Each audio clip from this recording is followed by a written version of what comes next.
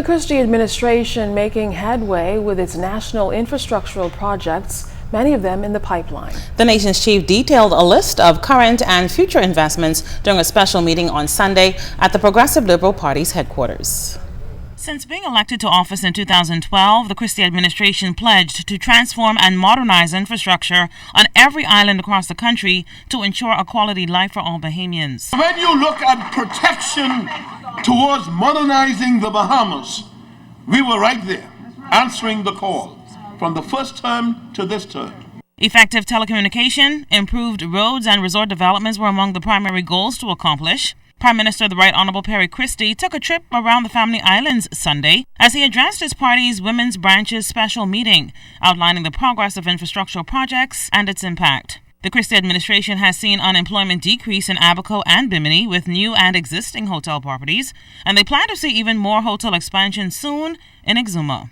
In February, they should be breaking ground on what the developer thinks could be the best small hotel in the world just outside Baratari, where new unemployment, new levels of employment, transformative experiences for the people of that part of Exuma will take place. But Mr. Christie admitted that financing this process isn't easy. He revealed that government spent $100 million on Hurricane Joaquin and an estimated $600 million for last year's Hurricane Matthew, which devastated New Providence, North Andros, and Grand Bahama.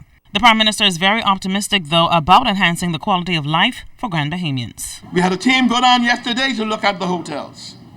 But we are aggressively trying to bring about resolution to a serious challenge in Grand Bahama. But in the meantime, we have settled a new agreement with Carnival Cruise Lines to put in a $200 million development, a new cruise port, a new entertainment and luxury facilities for tourists and their cruise ship clients in East Grand Bahama. We have worked out with the Grand Bahama shipyard opportunities for young Bahamians as apprentices to be trained, that they have committed over a defined period of time to replace up to 200-300 expatriate workers with Bahamians. We've worked out with Mediterranean shipping, a new academy to train Bahamians who would wish to work on cruise ships and cargo ships, to train them in Grand Bahama and to give them jobs automatically. We've worked out these things, knowing that it is important for us to continue to work hard to ensure that the people of Grand Bahama have a quality of life that is desirable for them as Bahamians. Then there's creating another revenue stream on the island of Andros. We are in the process of preparing a plan for Andros because it only has 10,000 people, and it is as big as Trinidad. It has an array of fishing opportunities they call flat fishing. The bonefish, the tarpon, the snook, the cobia. These frequent our waters.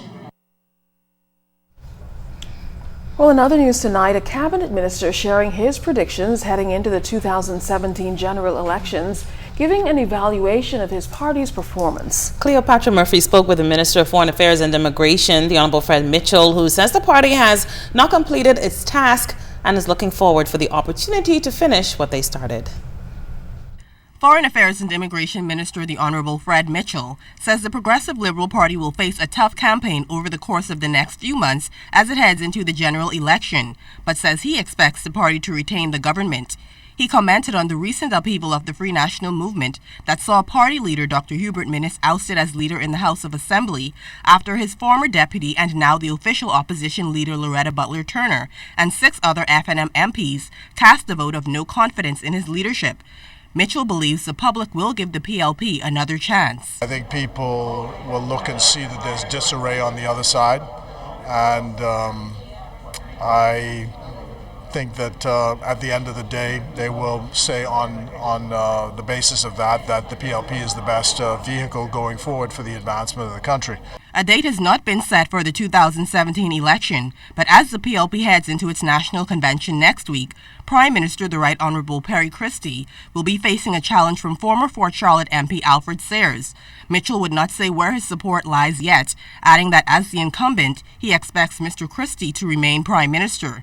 He is also pleased with the way the party is handling the leadership race. You mentioned this leadership issue.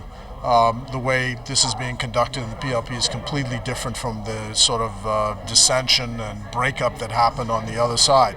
And I think that shows that this is a decent, reasonable organization. It knows how to run its affairs.